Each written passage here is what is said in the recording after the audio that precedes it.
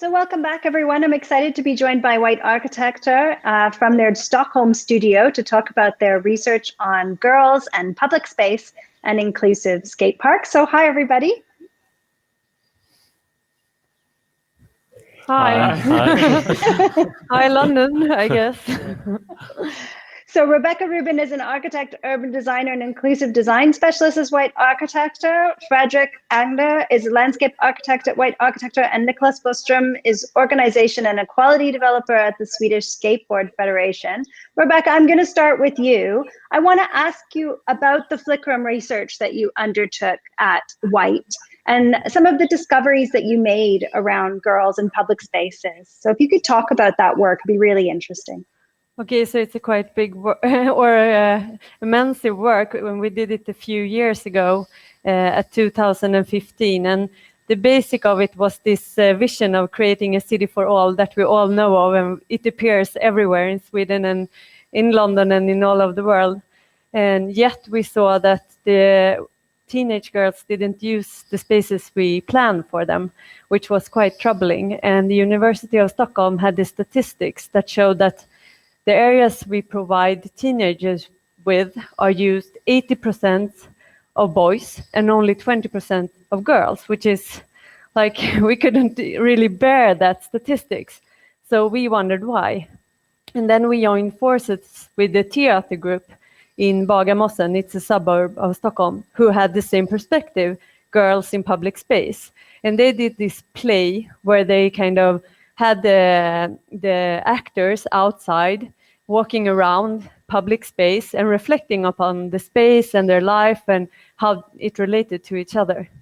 And we thought that the place was so amazing, and it kind of put a feeling to the statistics so you couldn't avoid it. You had to do something about it after seeing the play. And then they were in contact with some teenage girls from the local area. So we said, like, we have to do something together, the three of us. So after that, we invited planners and developers and like all different people from the business to join and see the play, and after have a talk with the teenage girls and the theater group and reflect upon the findings in the play, but also the statistics and different research of urban space. And we had a very, very interesting conversation, and the basic of it was that the very experienced urban planner from the municipality of Stockholm said that I have these reference images of public spaces designed for elderly, for boys, for families, for everyone, but not for girls. It's like a blind spot in my reference bank. And that made us so very happy being designers. So we invited the girls to White to have this workshop with architects and the girls as the one setting the terms and actually redesign the spaces of their local area. So after I've done that, from the starting point to the design workshop, having put the girls' perspective first, having them as experts, nothing less but experts on the topic of which spaces they liked, we could look at these different models and see quite a lot of different characteristics of the design. So it was like from having these different areas like on-stage, off-stage and backstage areas added to the square, places to hang out, places to have to create an immediate impact, like screening a movie, co-creating, or only like having some kind of music that you wanted.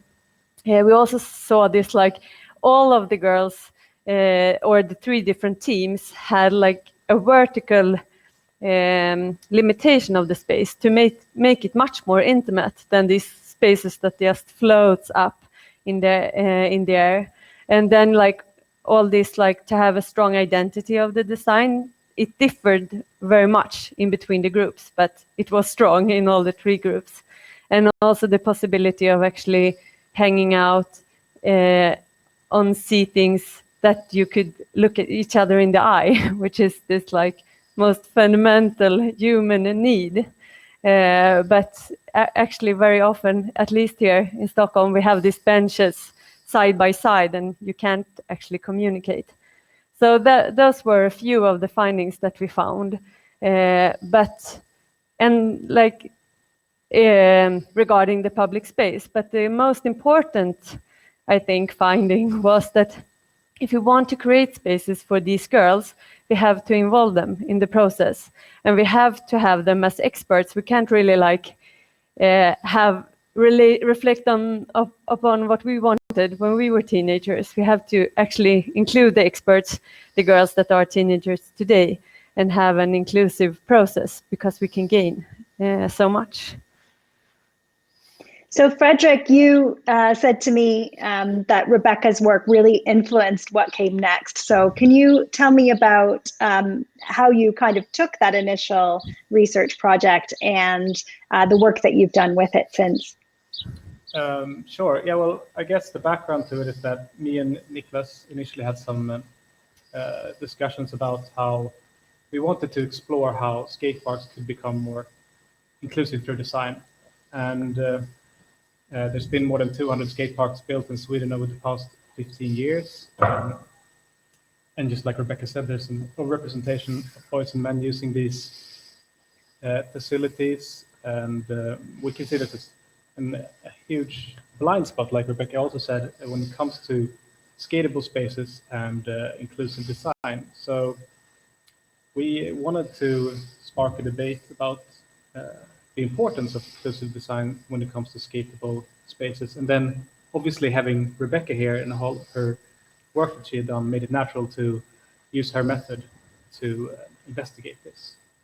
So yeah, we did workshops with non-normative skateboarders, which we in this instance limited to non-cis male skaters because it was the most natural starting point for us.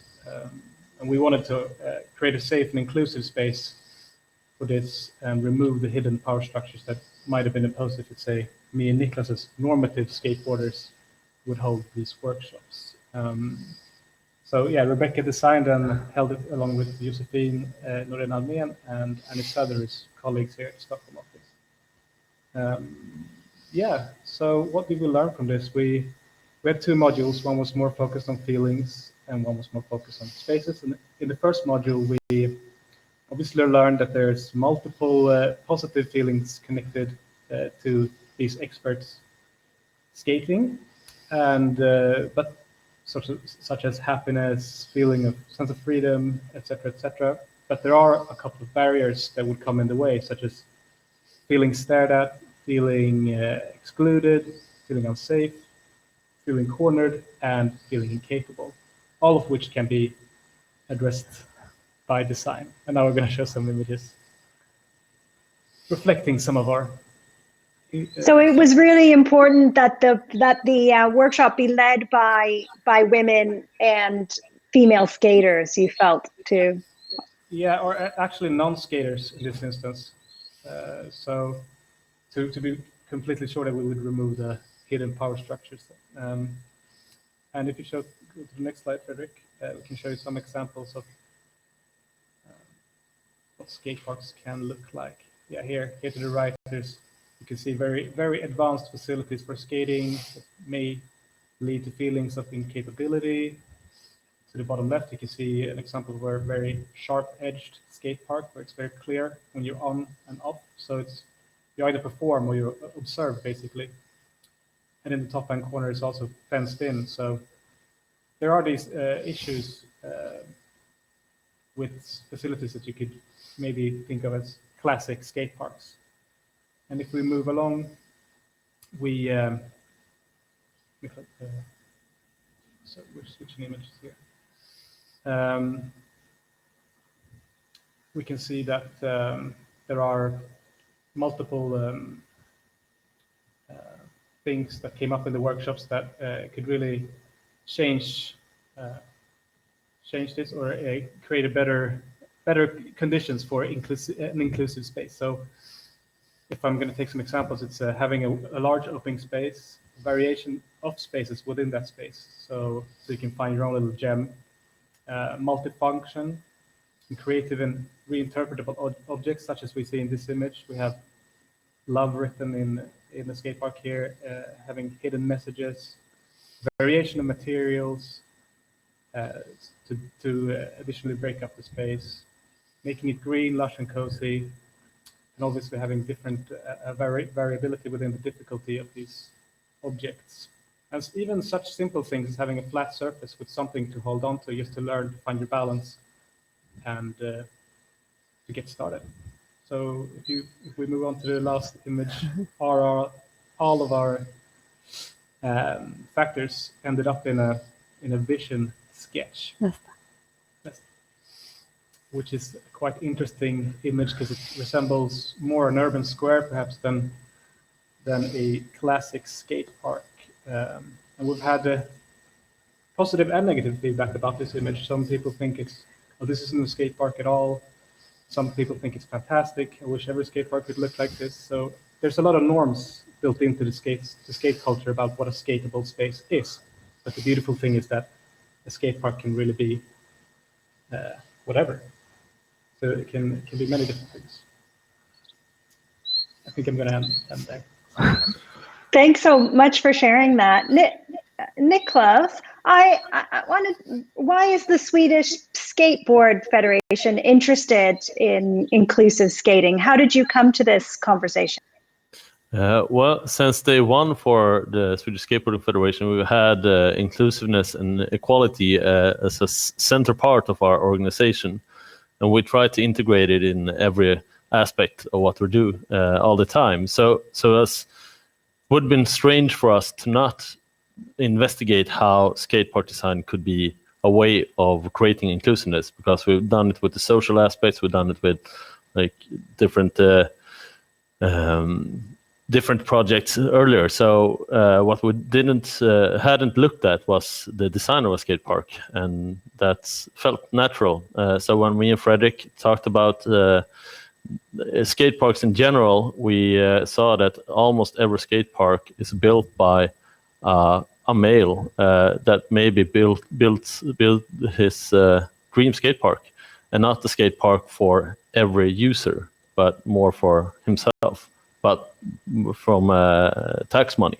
So it felt natural. And as I said, the Swedish Skateboarding Federation, of course, there's a lot of issues like recording performance and being a better skateboarder, but equality and inclusiveness is center for our organization, and has always been. So that's why. So as you try to make these skate parks more inclusive, what happens to the male standard skater? Do they still show up? Yeah. Yeah. Yeah. The thing is, skateboarding, as Fredrik said, it's activity that uses spaces and adapt to spaces. And you can be a professional skateboarder and enjoy a little sidewalk and a curb as much as a big high ramp that's in the Olympics, because you adapt your skating. But so I think the male skaters, the normative skaters and professional skaters, they still love these parks because they get the opportunity to do something else and be creative, and you get rid of the barriers between a professional skateboarder, a male skateboarder, and non-normative skaters by have gradients between obstacles, by creating maybe front stage, backstage places, where front stage is maybe where you can perform and get where you can see people skate and you can show off your skating, and backstage is more where you want to learn without feeling stared at, and have that space to be in and get comfortable on the board. So there's no conflict between male skaters and non-normative skaters when it comes to skate parks. It's of course you can build a skate park for like the Olympic skaters, but then that's a skate park for the Olympic skaters. But then you can build a skate park that is aimed for the user groups that mostly of them aren't Olympic skateboarders, of course. I should say that White are happy to take questions. So if you want to put them into the question, or there is a raised hand. So if your hand is raised, because you want to ask a question, keep it raised, and if not, lower it. I'm going to give you your last chance. It's just disappeared. Oh no! So do put your questions in the the question box that's over to the side. Oh, a hand has gone back up, so I think I'm going to hand the mic to Imogen Clark. So Imogen, if you'd like to ask a question. Hi, can you hear me okay? Yep, Yeah. just fine. Oh, fantastic. I mean, I was really very interested. We're from a small charity called Make Space for Girls, which has picked up on similar themes, but in the UK. And I was particularly interested by the point you make about the need to almost wrestle the design of skate parks away from perhaps the traditional gatekeepers of skateboarding. And I was just interested as to how you went about doing that, because you are having to de-emphasize the voices of the people who have power within your skateboard community, and that is never an easy thing to do. So I just wondered, how did you make that happen? I think, oh yeah, Niklas. I think one thing is that me and Fredrik is normative skaters, and the thing I meet in working for the Skateboard Federation is, unfortunately, I get listened on more than my female colleagues when I talk about skateboarding, because the normative structures that's in the society in general, but also in skateboarding. So I think there's key that we removed ourselves from the workshops to remove the hidden power structures, but also key that we are the ones who talk about it in different spaces, because then it's easier for other normative skaters to identify with us than someone else. I think we really recognize this from other projects as well, and it's kind of the responsibility of us having the power to use it to actively include other voices and other perspectives and other design priorities and so on. So yeah, but I mean, that was the basic of all the project. If you hadn't had eyes on it and wanting to do it, then we wouldn't have the possibility, basically. Yeah, it was a very fortunate coincidence. We have Rebecca here, and then Niklas, whose office, by the way, is just next to our office. So it was very simple to just put this together and try. Yeah.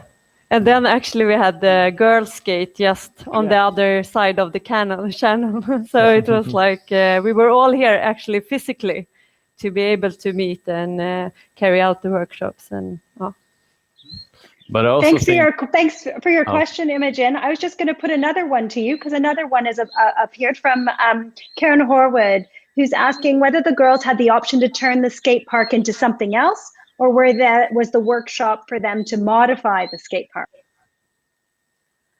The workshops were not. We weren't like working scale 1-to-1,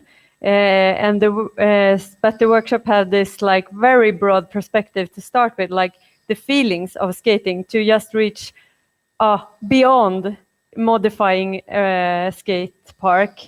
But like, what's the dream and what's the essential of skating? So we started out like really high, and then we tried to like have these findings in different categories, so we could join them up and reinforce some of them, and so on and so forth.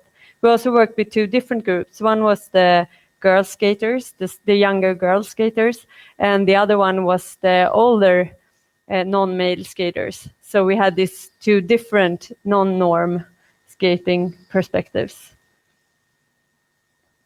I want to ask a bit outside the skate park, because I think we're quite accustomed in the UK to people installing anti-skate measures. Has this work kind of informed, or how do you deal? I mean, what is the Swedish perspective on anti-skate? It's bad, but it's a negative design that, for a skateboarder, of course, it's sad to see, because when you see architecture as a skateboarder, you have a certain perspective. Everywhere you go as a street skateboarder, you're looking for new spots to skate and to use the architecture to to do some creative stuff, because skateboarding is also the biggest format isn't competing. The biggest format is filming and photographing and using the streets to make skateboard films and skateboard photos. And then you want to use the architecture. So that's not a short answer, but I'm going to try to keep it shorter. But it's sad. And instead of doing skate stopping, you could, when you design, have skateboarders in mind and design in a way that skateboarders can use this place to activate it and make it a place that's activated in the city, and also inspire other people to use the city as a place to be active in. Because we can see in Malmö in Sweden, there's a place where they have skate adapted a square. And after they did that, they see cha-cha, and on the same place, they see breakdance, they see people do a lot of different stuff they didn't see before. So you can use skateboarding as a place to activate places and inspire other people to activate places in the city as well. So that, to me, feels like a more positive way to use space than to skate stop it. Then, of course, skateboarders don't have the right to appropriate anything, but if you want skateboarding in the city, you need to think about it when you design. Yeah, and I guess it goes both ways there. So if there's a space where skateboarding is very problematic and shouldn't be is unpreferable, then you shouldn't create perfect conditions for skateboarding, basically. So think about it. Think about skateboarding. Don't just try to prevent it. Think about where it can productively happen, how you might design for it, and how you might. I mean, it strikes me you looked at your ideal sketch, and it really looks like a public space or a public square. So it suggests that the greatest place for skateboarding for everyone could be anywhere.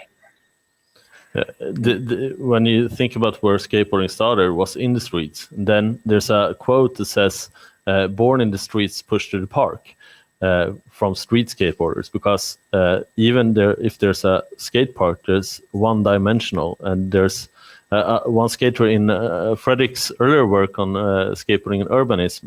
One person says skateboarding in a skate park is like coloring a coloring book, but skateboarding in the streets, you paint the whole picture.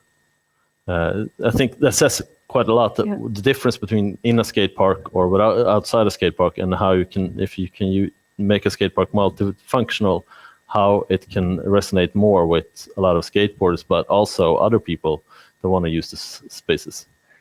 Those are really beautiful quotes, and I think they go for like all public space, basically, like and what they are for, and who we are. We are people, and we need the public space to actually meet and to do things together. So rather more than this kind of negative design preventing people from doing stuff. I found it really interesting, your feeling stared at, feeling excluded, feeling like on a stage, and how that could apply to so many public spaces in the city. The positions of the benches and the way we feel comfortable or uncomfortable in those spaces and participating in those spaces. So I want to thank you for that and for being here today to contribute and for sharing that with us today. So big round of applause live from Stockholm with a real, really, I think your background completely tops my background. So it's a brilliant view from everyone. So we are back in 5 minutes. We're gonna have a quick lounge break, and then we'll be back with Professor Kate Pickett. So we'll see you then. Goodbye, White. Bye. Thanks. Goodbye, White Architecture.